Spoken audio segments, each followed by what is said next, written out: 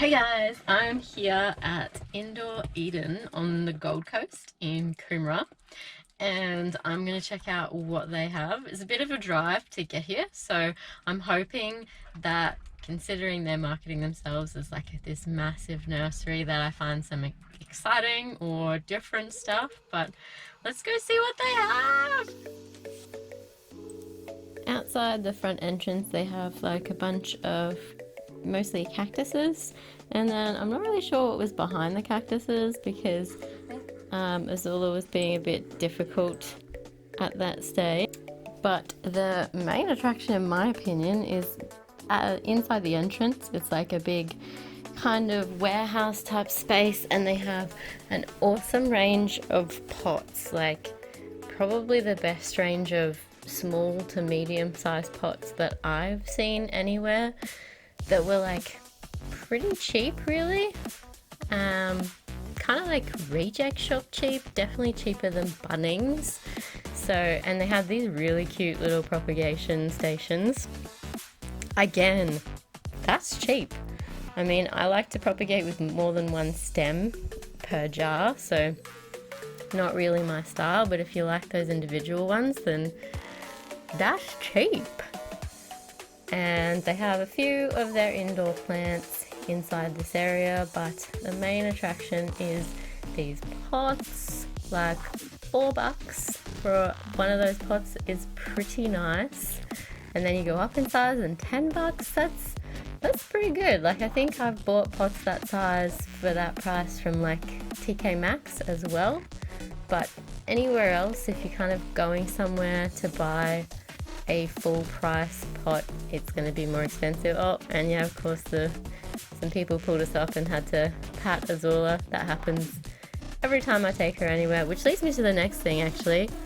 You can take your dogs here, so long as they're well behaved, and they do have carts you can put your dogs or your kids in to drag them around, but Azula refused to stay inside. That's a cool pot. I like the wood grain pot, that's cool.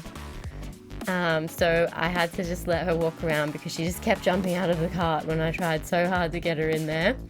But she was pretty good, really. Anyway, after you've left the pot section, you come into sort of I would say the main for sale section, because they kind of have like most of the plants that are actually for sale up the front in the first part you walk in. So pretty much anything that's kind of a reasonably popular common houseplant at the moment is available there, and I thought that they were all pretty reasonable prices realistically, because they're all pretty healthy looking. Most different varieties. There's not I don't really see anything too rare there, but you've got your Birkins and you've got your Philodendron Brazils. And Azula has to come over and have a bit of a look. Excuse me, we're looking at the plants, not you. And I think that's just a heartleaf philodendron there, so I probably wouldn't pay that for a heartleaf philodendron. They're kind of a bit plain for that kind of price, but they kind of just price on size, I think. They didn't seem to price too muchly on rarity, but then they didn't have any super rare plants either.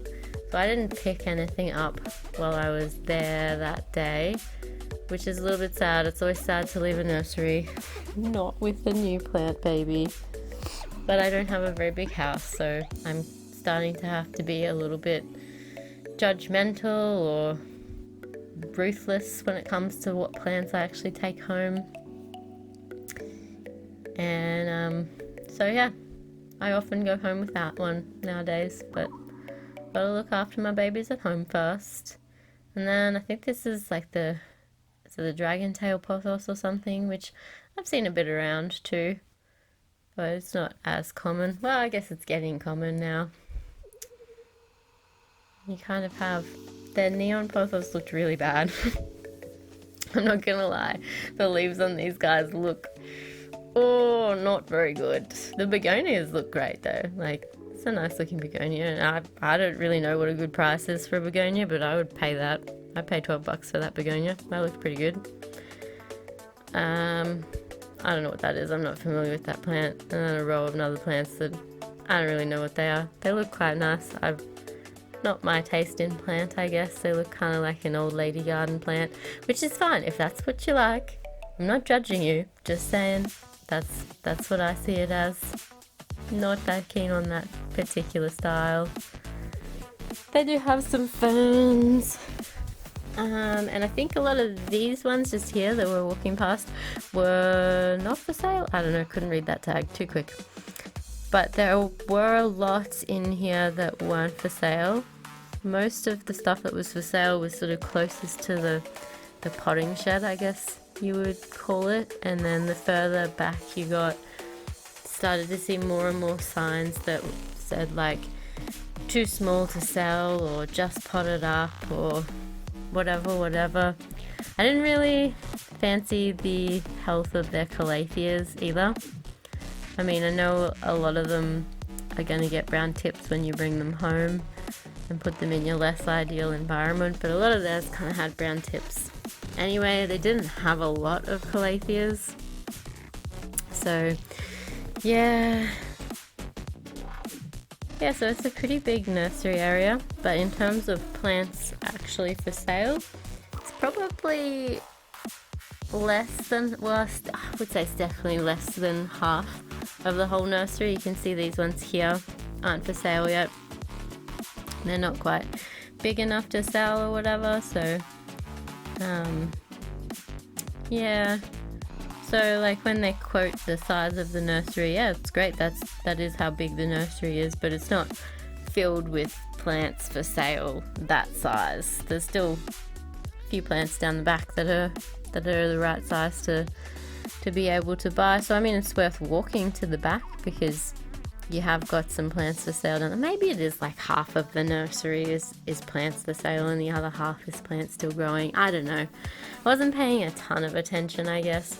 It's probably about half. Like all of this stuff here is a bit of a mixture of stuff that's for sale and stuff that says too small to sell or like ready for spring. There's some crotons that are ready to sell. Again, I'm not a croton fan, so I'd pay about -$5 for a croton. Sorry, croton fans. I just they're not my thing, and that's okay. If they're your thing, then that's good because you can buy your thing and I'll buy my thing, and we can both be able to source what we want because we're not buying the same thing.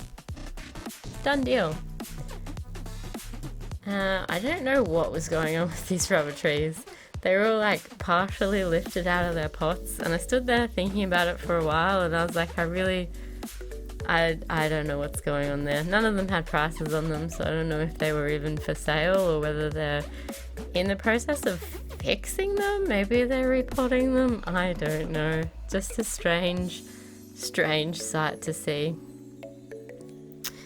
Yeah, and then we just kind of worked our way through some of the aisles. I don't know. I was kind of like considering getting one of those peperomia, what are they called?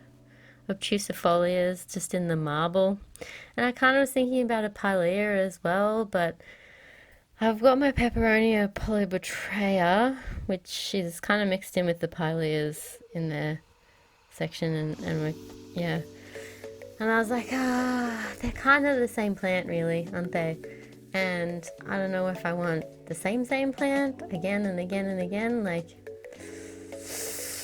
I don't know. So I just haven't committed to it. I've got limited, like, small plant space. I mean, that sounds dumb, but you can't put a small plant on the floor, and I know you can get a plant stand. Oh yeah, and they have lots of broms. Again, I don't like bromelates. For me, they're just kind of like a filler plant. They're kind of ugly. Okay, I really hate them. I'm going to be honest, I hate bromelates. But hey, if you like them, there's lots of brightly coloured ones here. And pretty big ones too. But I pay -$5 for any bromelade. Because that's me. That's my opinion. But you guys are allowed to love bromelades. Lots of elephant ears. I'm kind of neutral on elephant ears. I don't love them, I don't hate them. They can just exist in someone else's house. They look cool planted with other plants, but on their own they're kind of just, they're alright. Then you kind of exit back through the potting shed. I had another bit of a browse at the pots just because I didn't really look at all of them initially. And they have some cool ones, like different shapes that aren't really in the shops. Pretty cheap baskets, really. I thought that was a pretty good price for a nice looking basket. I think it looks better than the Kmart basket planters that they have. And to be honest, when I saw these gold planters, I was like, oh, I wish I didn't already have my cacti in terracotta pots. Like, I could just replant them, but I've literally only planted them into these square terracotta pots. But those gold ones were really nice. I like them a lot. Don't go with any of my house homewares or whatever, but I don't care. I really like them. Just remake my whole house for that. I'm kidding. I'm not going to do that. I'm not going to spend that much money on homewares. I thought pretty good price for those poles as well.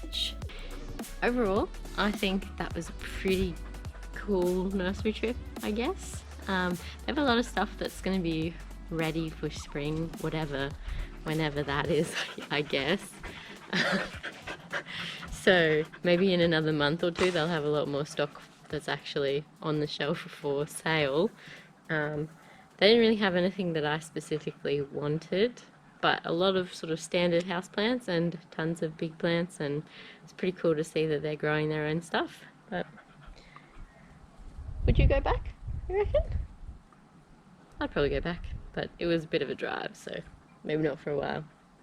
Alright, bye! Bye! Good girl.